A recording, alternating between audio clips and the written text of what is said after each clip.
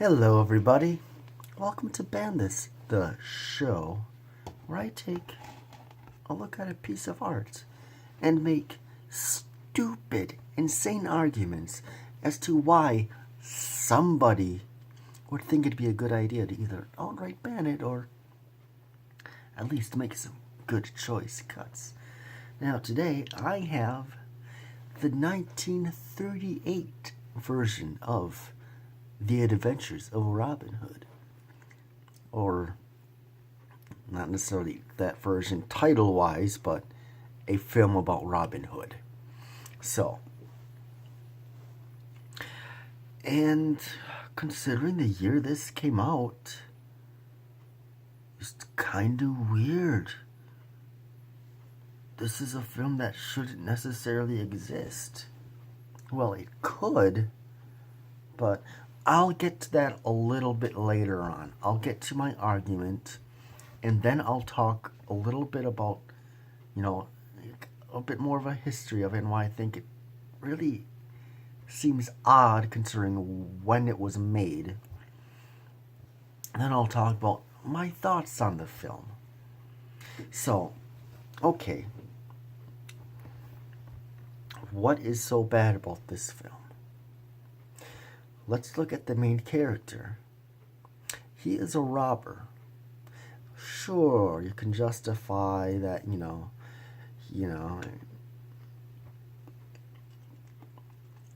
that he commits crimes for the greater good.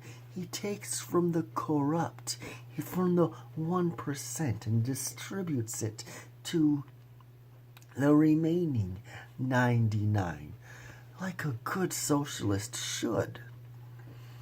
But he still steals. And in this film, he gets away with it. There's no repercussions for him stealing anyone because he is still a good guy despite the fact, he's in the context of this story, he's considered a good guy despite the fact that he is a criminal. And the people that are after him rightly so. He is a criminal. He is taking things that aren't necessarily his or the people that he gives them to. You can argue that yes, they rightfully belong to them as opposed to them. But still, it's kind of like a forcing the equity, if you want to call it that. I'm not sure if that's really quite an accurate term, but I'm sure most of you can get where I'm coming from with this.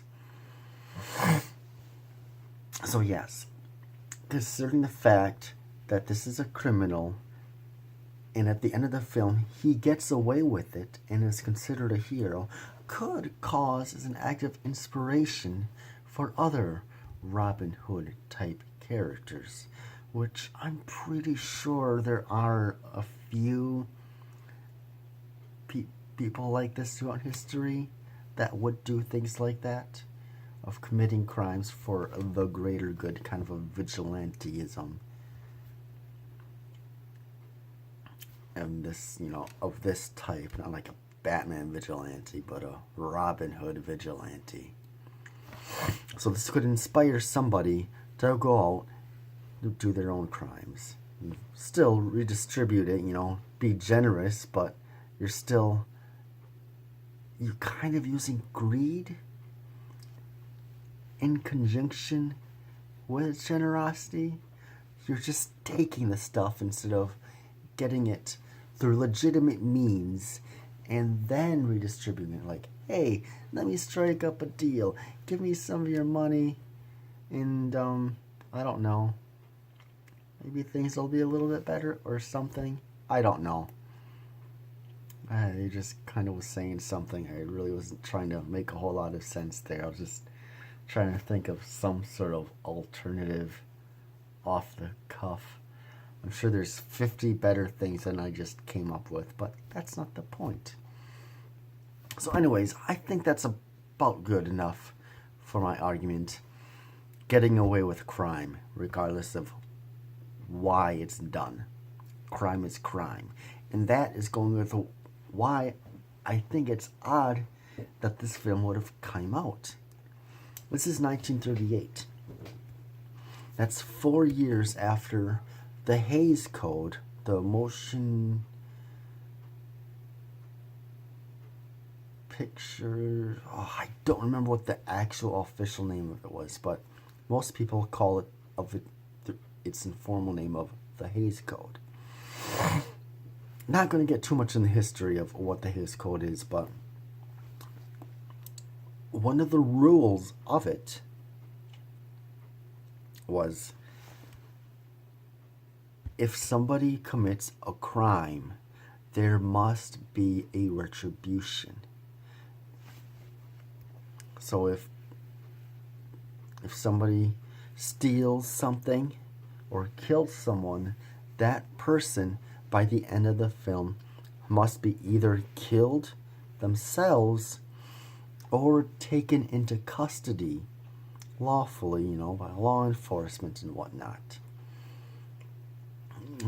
They eventually would get more lax with that, until it eventually get disbanded completely in 1968.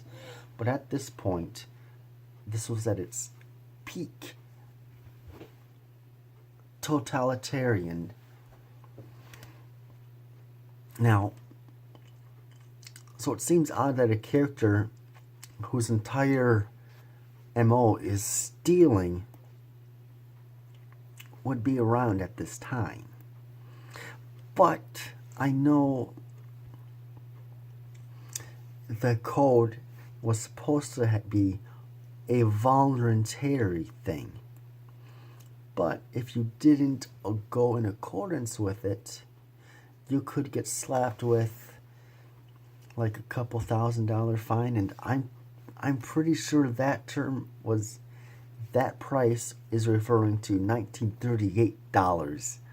So that is, like millions or something.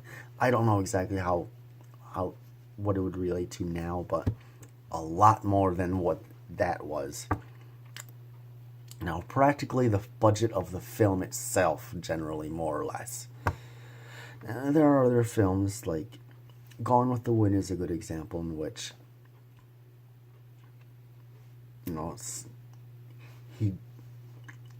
they deliberately broke some of the rules on there, and I think they did pay that fine, to get it through, like saying damn. There could be no profanity in, like, just about, like, any form of, like, pregnancy could hardly be shown. So, like, that birth scene, normally that would be censored, even if it's just a silhouette, as it is in that film. That couldn't be shown for fear of offending somebody. Now, of course, the rules in the Hays Code was made for fear of offending a certain type of people, not the type of people that are getting offended at everything nowadays. It's the complete opposite. If we were to have a Hays Code, it'd be like, what would there be?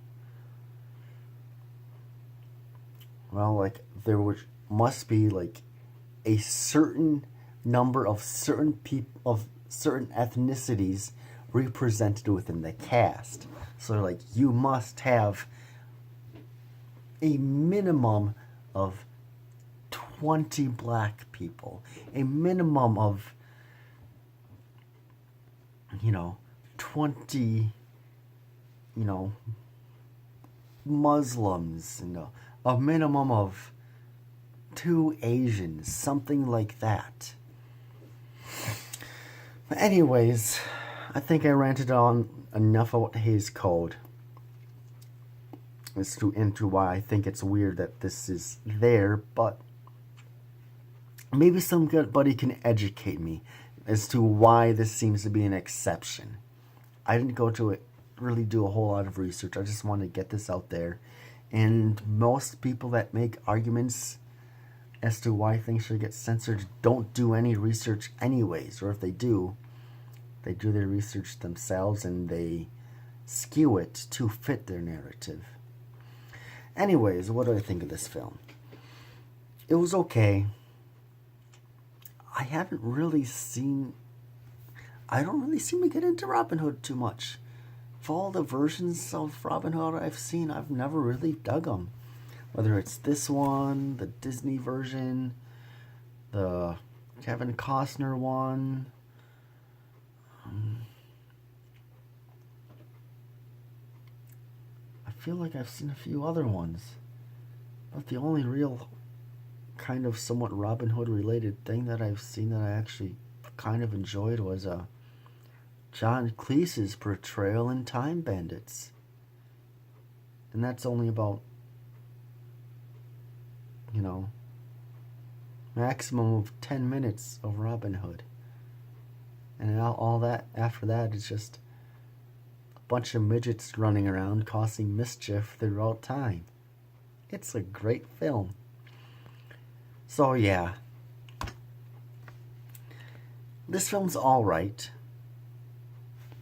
I suppose it could be deserving of its classic status, but for me, it just didn't really do a whole lot. If you like Robin Hood, this might be a version to check out. I suppose it could definitely be, one of the best versions, or so that's what would be led to believe. If you like, some swashbuckling action here and there, as you'd expect from Errol Flynn, definitely check it out. But I can recommend this film as a film for what it is, but personally, it just didn't do much for me. But that's not to discredit it as a bad film. I don't really think there's any truly bad films. I mean, even some of the worst ones can have their redeeming qualities, except maybe something like The Devil Hunter or Beast in Heat. But other than that, usually even the worst films has something that can make it at least enjoyable. Well, I've been ranting on for 13 minutes, so I think I will see you on the next one. Take it easy. And check me out on mine, Spitshoe and Stardust. Link to the description for all those and below. I will see you in the next one. Take care, everybody.